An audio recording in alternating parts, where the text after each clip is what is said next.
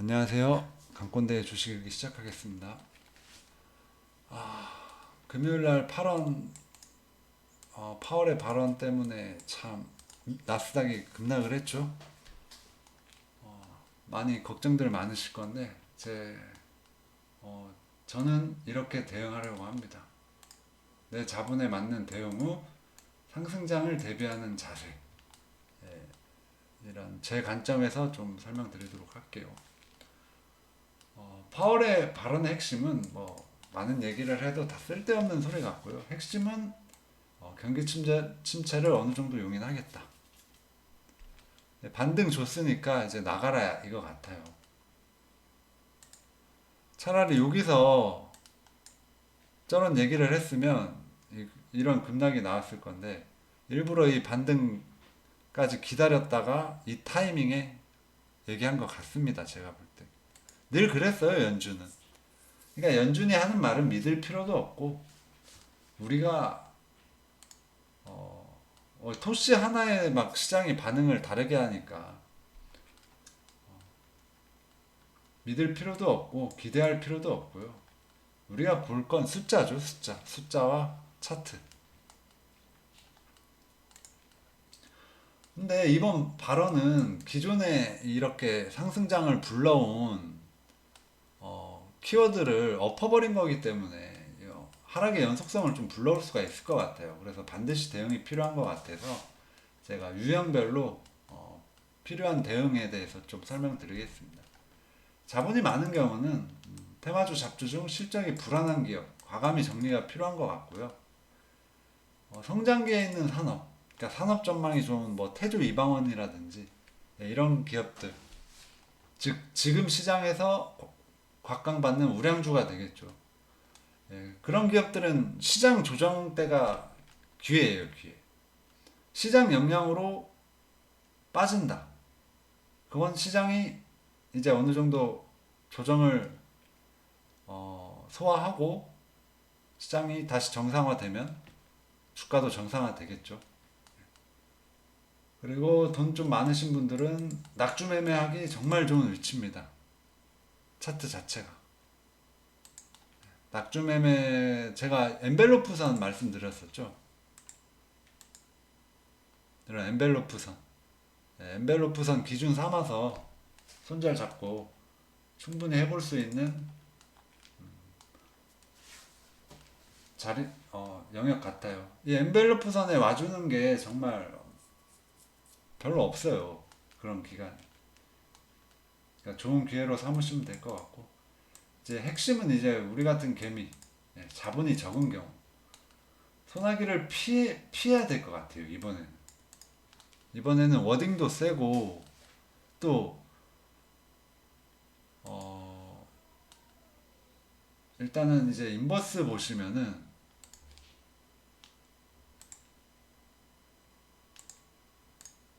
코스피 200선 인버스를 보시면은 이제 내일 여기 돌리겠죠. 이 인버스가 이렇게 돌리면 여기까지 찍으러 갈 수가 있어요. 탄력을 받으면 여기서 상승 추세를 돌려버리면 지금 이렇게 바닥을 짝꿍둥이 쌍바닥을 해서 이렇게 이걸 뚫어버리면 이게 인버스의 단기 저항이 되는 건데 이걸 뚫으면은 여기까지 가려는 관성이 생깁니다. 그래서 하락의 연속성이 올 수 있으니까 소나기를 피하는 대응이 필요한 것 같고요.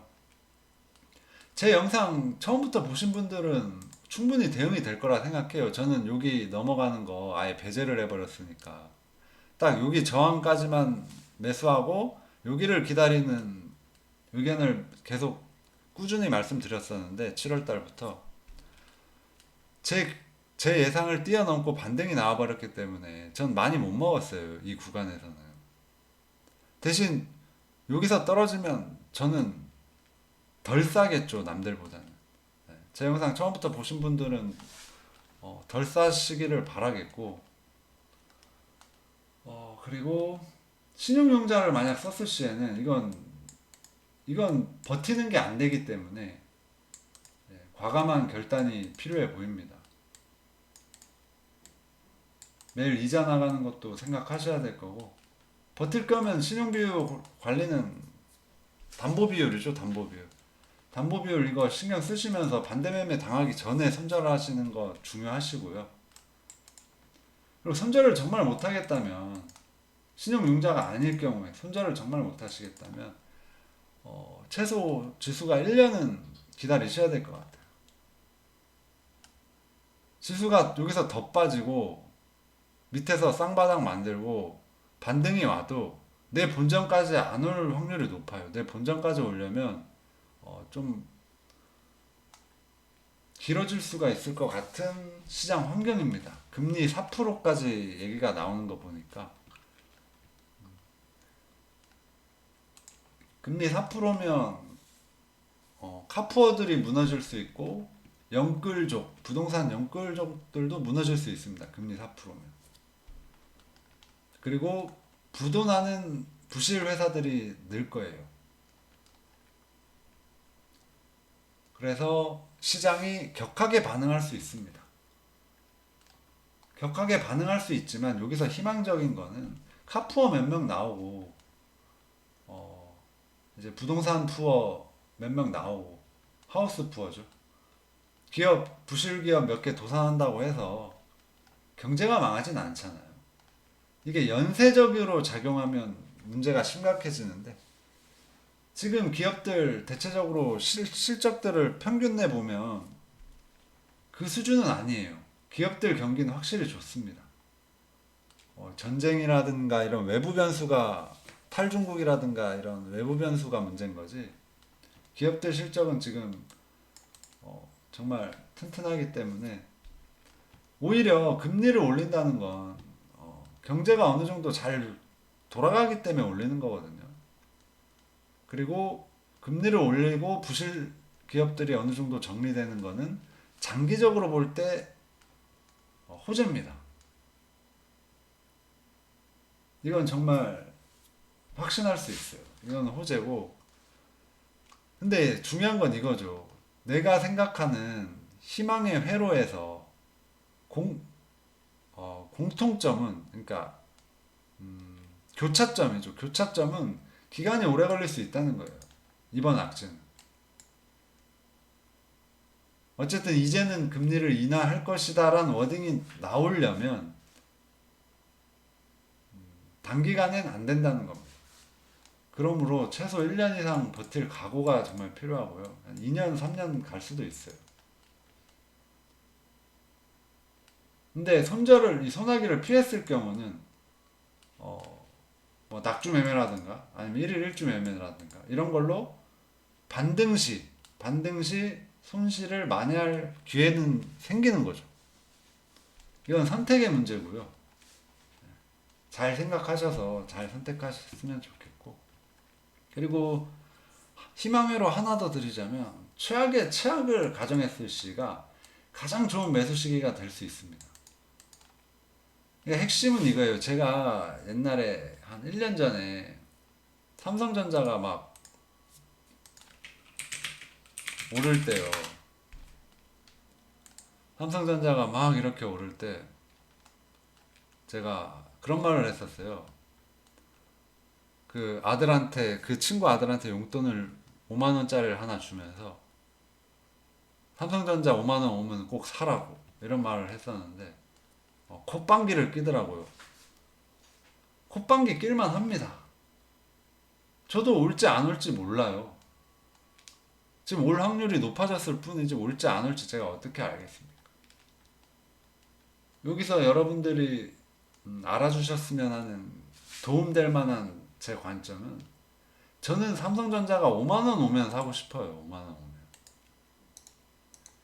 제가 삼성전자에 제가 예상하는 악재들을 다 적용했을 때 5만원이 삼성전자의 기업 밸류다. 전 이렇게 생각하는 거예요.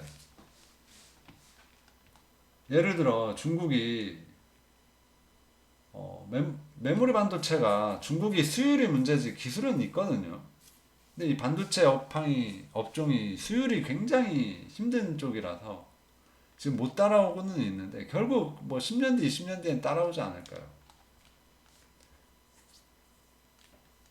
그걸 반영하면 삼성전자 5만원 밑으로 떨어질 수도 있겠죠. 최저점까지도 올 수 있는 겁니다. 그럼 내가 사고 싶은 가격은 5만 원이다. 우린 이것만 알면 돼요. 늘 내 마음속에 내가 사고 싶은 가장 저렴한 가격대를 항상 염두에 두고 계시고, 가장 좋은 기업. 그럼 만약에 저는 제가 예상했던 최악에서 제가 이거 깨면은 최악이라고 했잖아요. 이걸 깰 시에는 전 삼성전자를 접근하겠죠.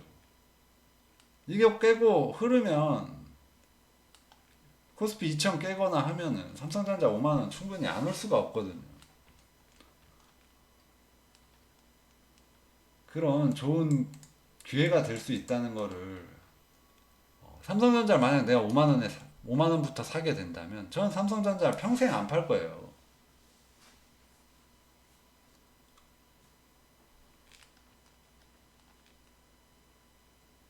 팔 이유가 없죠.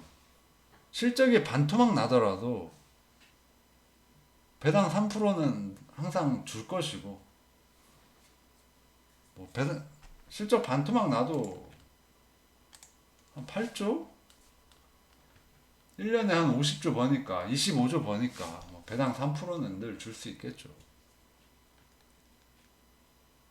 그럼 5만원 밑으로 산다는 거는 시가 배당률이 더 높아질 수도 있다는 겁니다. 이런 기회에 정말 좋은 기업들, 평생 안 팔 기업들 선점하시는 관점으로 좀 바라보시면 지금의 손실은 그렇게 아프지 않을 거예요. 지금의 손실이 제가 삼성전자 시가 배당률 3% 이상 되는, 지금이 3% 이상이니까 한 5만원 밑으로까지 떨어져 주면 4% 5%. 워렌 버핏이 뭐 다른 미국 코카콜라나 이런 거 지금까지도 안 파는 이유는 하나예요. 배당. 코카콜라 지금 사신 분들은 코카콜라 배당 뭐 1% 2% 받겠죠. 워렌 버핏은 그 옛날에 샀으니까 지금 시가 배당률이 얼마일까요? 시가 배당률이 주식 수익보다 더 기간이 지나면 높아지는 그런 경우의 수. 그게 진짜 고수들의 장기 투자입니다. 그러니까 그런 관점으로 삼성전자를 바라보시고, 만약에 최악이 오면 난 그냥 다 손절하고 삼성전자로 진입하겠다. 삼성전자를 천천히 시가 배당률 계산하면서 진입해 보겠다. 이런 관점도 굉장히 좋은 관점이라고 생각합니다. 그리고 또 하나의 제 희망회로는 그냥 여기서 이 구간에서 버텨줬으면 좋겠어요. 왜냐면 우린 미국장보다 많이 오른 게 없으니까. 많이 안 오른 만큼 떨어지는 것도 좀 제한적이었으면 좋겠는데, 이건 정말 개인적인 희망입니다. 이건 제 예상 범주에도 솔직히 없고, 그런데 희망 사항이에요. 여기서 좀 버텨줘서 여기서 위아래로 박스권 그려주면 좋을 것 같습니다. 그리고 낙주 매매에 대해서 한 번 더 말씀드리자면, 이렇게 막 팍팍팍 흐르진 않을 거예요. 왜냐하면 이 공매도들도 급락하고 여기 깨면 공매도들도 여기서부터 분할 매도 구간이거든요. 이게 공매도꾼들한테는 저항이에요. 1차, 2차, 3차, 4차 이렇게 저항이겠죠. 근데 지금 저항해 보시면 거래가 별로 없잖아요.